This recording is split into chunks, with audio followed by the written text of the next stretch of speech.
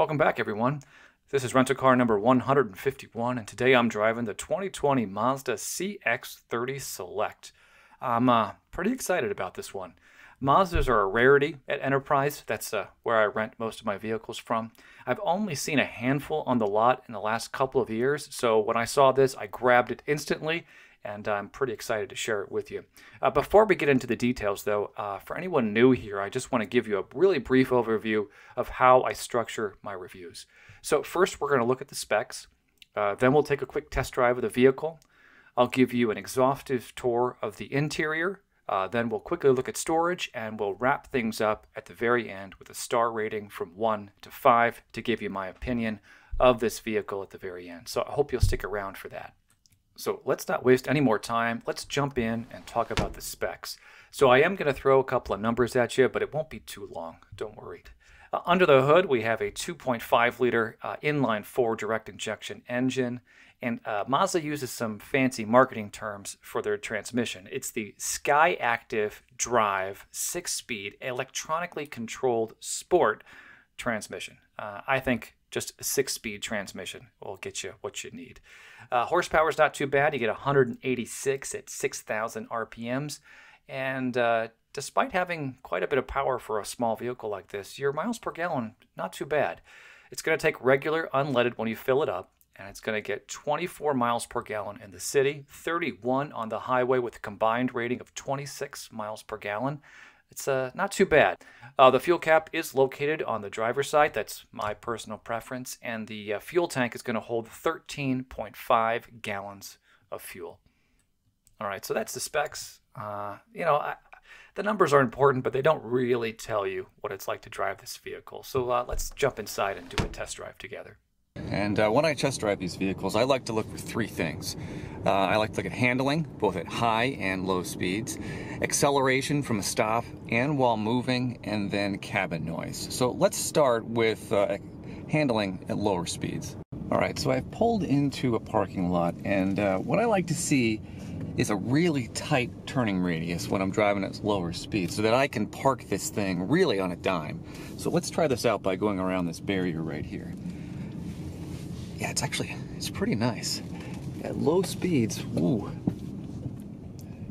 It's not super tight, but quite honestly, I can't imagine I'm gonna have any issues parking this thing or, trying to squeeze in to a tight space anywhere. So at low speeds, this thing is pretty fantastic.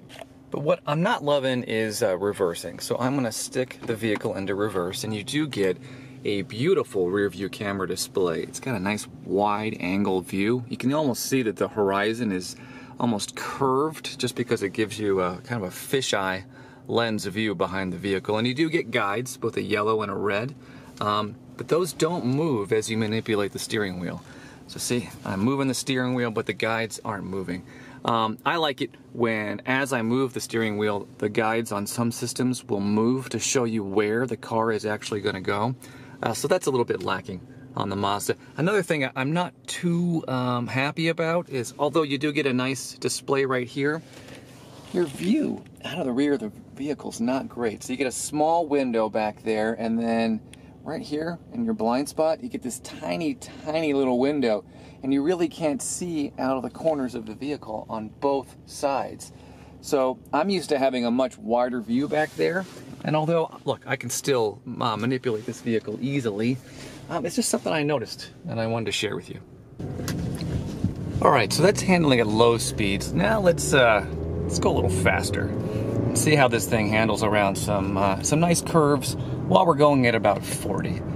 And yeah, I gotta say, this thing is pretty aggressive.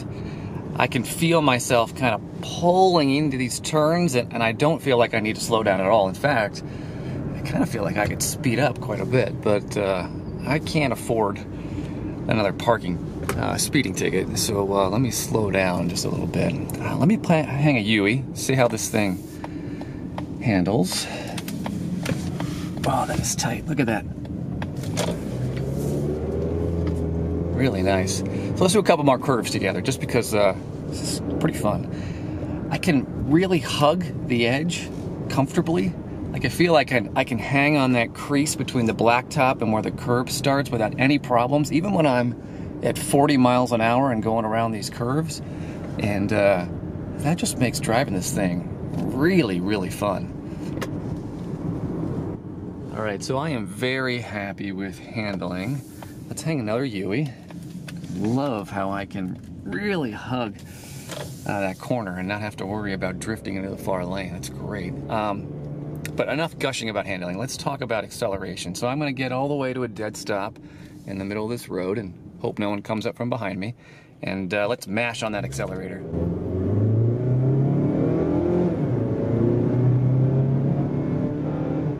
That's pretty good. Definitely I've driven faster cars, obviously, but we got up to a pretty high speed pretty fast, and that engine sounds happy, right? You can hear it kind of growling a little bit, and you can hear it shift through those gears. I like it. Let's look at the last thing, and this is probably the thing that I am most critical of these vehicles, and that's what kind of acceleration do you get when you're already moving? So, for example, when we're going at 30, 40 miles an hour, and then I need a burst of speed, when I hit that accelerator really hard, how long does it take for the engine to give me that acceleration? So let's try that out right now. So I'm already up to 35, cruising through these corners. Let's play pretend for a second, and let's imagine that there's a car up ahead that I need to pass really quickly. So I'm going to jam on the accelerator and get some speed. So let's do it one more time. Yeah, so it's almost instant. When my foot hits the accelerator and pushes down, and I am flooring it, I'm putting the pedal all the way to the floor.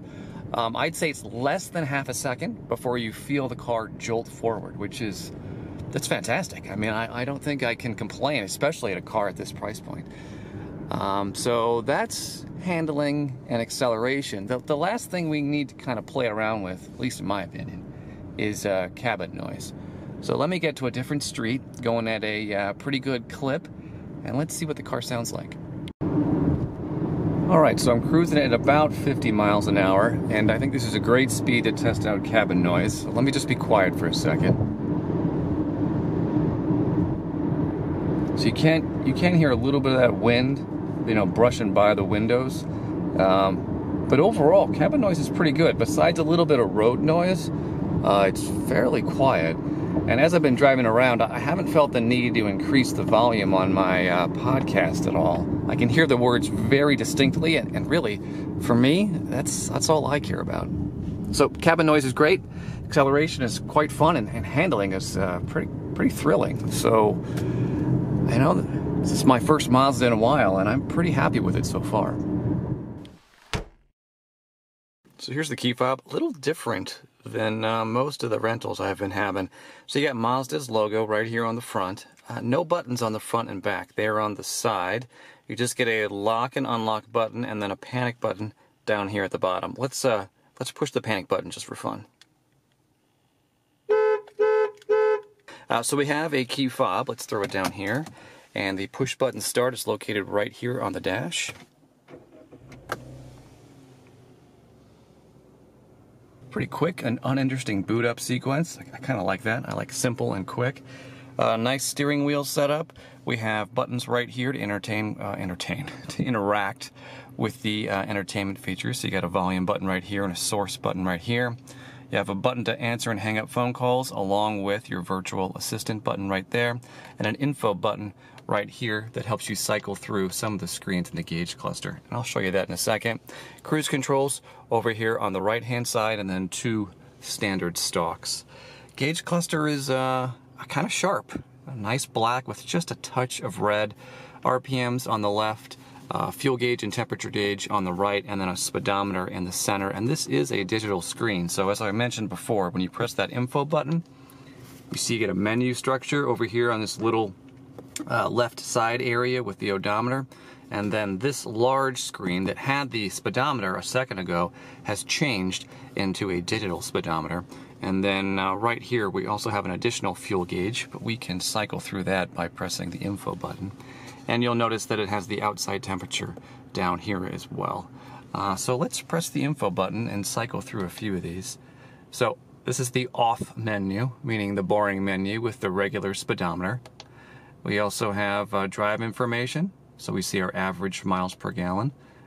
We have our safety technology screen to show us what's around us, and then we're back to off. So not a ton of information, but that's okay with me. I just want the basics, and I want to be able to learn about the vehicle quickly as I'm driving. Over on the left-hand side, pretty standard stuff. Window controls, mirror controls, door lock, door latch. Up here on the dash, we have a button to interact with the safety technology and turn traction control on and off. And then a bunch of empty slots right here. If we had a higher trim level, we might have some more fun stuff. Mirrors with blindside detection.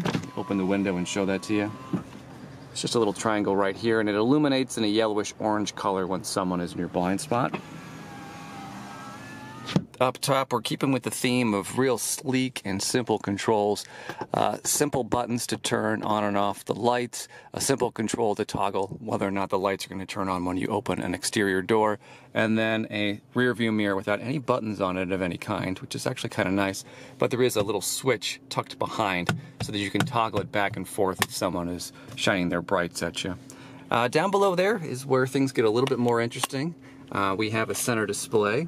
Not a touchscreen though, which is kind of interesting because I think almost all the vehicles I've had, even the lower end, have gone touchscreen, but not for the Mazda. Instead, we're going to control it with this dial and button situation down here. So this is the main home screen with a lot of menus, right? Information, entertainment, communication, navigation, and settings. Information has basic stuff about the vehicle. Mostly I used this to reset the oil life indicator that was flashing when I picked up this rental. We'll go back to home. Entertainment has, I mean, everything you would expect, right? Bluetooth settings, it has Pandora if you want to pay for it, AM and FM radio, all that good stuff. Communication, if you want to set your phone up with Bluetooth, you can see some messages there. I never do that. I'd rather just pick up my cell when I need it. And then navigation, which is pretty nice. Let me pull back a little bit. You can see that this screen is kind of like a large cell phone turned on its side. It's a nice wide screen, which is nice because it doesn't interfere with your visibility out the front windshield. And decent colors and nice resolution. But again, simple, clean, and efficient, which I'm kind of liking quite a bit. Below there we have our climate controls, 2 dials for the temperature, a button right here to adjust the fan, and then just a button to turn it on and activate the air conditioning, and then simple buttons to activate your rear view and front view defrosters, and then a hazard button right in the center. Below there we have a small storage cutout that's pretty good for a cell, and a single USB port right there. 2 cup holders, got my kombucha and my key fob tucked away there right now. Your gear shift with the capability to go into sport mode by pushing up on this control right here, and then you can adjust those gears manually as you're driving if you want to. And this is very smooth too, and it has a nice soft leather wrapped around the actual gear shift. Behind there you have your electronic parking brake, your auto hold technology, so that means when you do when you come to a stop at a stoplight, if this is activated, you can actually take your foot off the brake, and as long as you came to a complete stop beforehand, the car's not going to move forward. So you can kind of relax your feet a little bit, and then when the light turns green, you can hit that pedal again and move forward. So it's a nice feature, but it's also really convenient that you can turn it on and off, because not everybody likes that. And then volume dial right here with a favorites menu button right there. So all in all, simple, sleek, kind of liking this. And then you have a center armrest right here. It opens up kind of strange, so there's a button right here to pull on it. So first it slides forward to reveal a small cutout, and then it pops open to reveal the whole thing. And down here you do have a USB port, a larger power port, a felt lining at the bottom, and then a small shelf right here that's probably good for change, a cell phone, or anything that you want to separate on here. Actually, look at that. This comes up. I didn't notice that before. That's actually pretty great. So, removable separator that you can put in 2 different positions to sort of organize stuff inside this storage container. So, pretty nice. And If you watch my videos before, you know I am a big fan of really nice exposed stitching, and you have that on this vehicle as well. All right, I jumped into the passenger side. Decent legroom, right? I have the seat pushed back the same distance as I have the driver's seat, and I still have about 4 or 5 inches between my knees and the dash, which is good. Got a glove box. Ooh, pretty small, but it has 2 shelves. So here's your owner's manual and all that stuff. It has its own built-in shelf right here where it fits perfectly, and then you just get a very small area. Let me get Enterprise's you know, we clean our vehicles sticker out of the way. A very small area right here for your owner's materials and stuff like that. So not a huge storage space, but again, very efficient. And then it looks like we have, what is that? Well, some extra stuff in there. 2 vents right here, and then standard controls, right? Door lock, door latch, and a window control. So all in all, pretty comfortable seat as well, and I don't know. Nice vehicle so far. Really am liking this. All right, so now I'm in the back seat, passenger side. I'm 6 feet tall. I got kind of long legs, but yeah, I don't fit back here so great. I do have this seat pushed back the same distance as I had the driver's seat. So not all the way, but a good distance. And I don't have a whole lot of leg room back here. So not only my knees hitting the back of the seat, but so are my shins, which is kind of strange. I can tuck my feet underneath the seat, so I'm fairly comfortable. But yeah, I wouldn't want to ride back here like this for too long. There are some amenities back here. You do have pockets on the back of, pocket, excuse me, on the back of the passenger seat. For some reason, no pocket on the back of the driver's seat. 2 dedicated vents right here on the back of that center armrest area. And then, you know, real basic stuff. Window control, door latch and door lock, and then up top, if you can see, just a handle and then a small hook for a coat. So, man, I just bumped my head too. Let me show you. So, you know, I'm not sitting up super straight. I'm comfortable, and I only have about 1 inch above my head, and if you'll see, it kind of curves down right here. So, if I just move my head slightly over, I am actually hitting my head on the roof of this vehicle. So, not that comfortable. But to be fair, let me adjust the seat in the front just a little bit to see if I can get myself into a more comfortable position back here. All right, so I pushed this passenger seat up about 3 inches. So if this person were me and they were 6 feet tall, they're still gonna fit, but their knees are probably gonna be hitting the front of that dash. Now I have maybe 2 or 3 inches, and my shins aren't hitting that seat anymore. So I can kind of slouch forward a little bit. And when I do that, I have a little bit more headroom. But, man, I gotta be honest, I'm kind of disappointed. This is probably good for kids back here, but if you want to punish an adult, maybe they could sit back here for a long time. But otherwise, you might want to look for a bigger vehicle if you're going to have passengers quite often. All right, but enough complaining about the back seat. Let's talk about 2 more things. First off, car seat anchors. As you'll see, they have a soft plastic piece over top of them that comes off super easily, and then your car seat anchors are really easily exposed. This is wonderful because it'll make installing a car seat back here super simple, and then putting these back on is very easy. And then you have a center armrest that folds down and has 2 cup holders. And I don't know if your car will come with it, but this one also has a little bit of garbage in there. Thank you, Enterprise. But soft leather and, you know, functional. Works pretty well. And then, actually, I never really talk about headrests, but I want to mention these because this is probably the most comfortable part of the seat back here. Really soft, and it has a nice shape to it. It kind of tucks in, at least for me, right behind the back of my head and my neck. So that part of my body was comfortable. The rest of me, not so much. All right, so that's the back seat. Let's move on and talk about storage. I was actually very pleasantly surprised. There's quite a bit of room back here, plenty for your day-to-day activities. So it's easily hold a stroller, suitcases, groceries, the works. No problem at all. Actually, I love that this is a rectangular shape and that the wheel wells don't infringe on it at all. That makes it much easier to use. Also, underneath the floor of this area, there is a spare tire. That's wonderful. It's not on every vehicle out there anymore. And those rear seats do fold down, and pretty easily. You just have to press on these little plastic pieces, this little plastic button right here on the top of the seat, and the seats fold down really, really easily. Also, when you do fold those seats down, you get a tremendous amount of room. I actually I broke out the tape measure because I was curious how big this area is. And from the shortest point, it's 60 inches long and 39.5 inches wide, which is not bad for a subcompact SUV. It is a little narrow, but I mean, what are you going to expect from a smaller vehicle like this? And since I'm being critical, I might as well keep going. The button on the bottom of the hatch is not actually a liftgate control. That's just a lock button. Apparently, you have to upgrade all the way to the premium package, which is the highest trim level and costs $28,000 before you get an automatic power liftgate. And I don't know, that's kind of ridiculous, right? Why have a button here if it's not going to control the door? Well, maybe that's just my opinion. All right, enough with the storage and the critical comments. That is pretty much everything end to end on the 2020 Mazda CX-30 Select.